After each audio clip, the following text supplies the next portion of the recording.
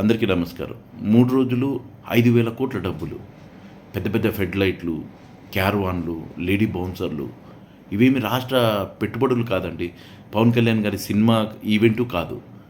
కానీ జూదము, కోడి పందాలు, క్యాసినో, డ్యాన్సు, మద్యం షాపులు, బెల్ట్ షాపుల ద్వారా 5,000 కోట్ల దందాలు జరిగాయి ఈ 3 రోజుల్లో.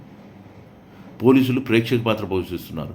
కూటమి ఎమ్మెల్యేలు, కూటమి ఎంపీలు, ముఖ్యంగా రాష్ట్ర డిప్యూటీ స్పీకర్ గారు ఉండిలో స్వయానా పాల్గొనడము, తర్వాత అనకాపల్లిలో బీజేపీ ముఖ్య ఎంపీ పాల్గొనడము, బరి తెగించి ఎమ్మెల్యేలు ఇవి నడిపించడము, ఈ 5,000 కోట్ల దందా సమాజానికి ఏం మెసేజ్ ఇస్తున్నారు?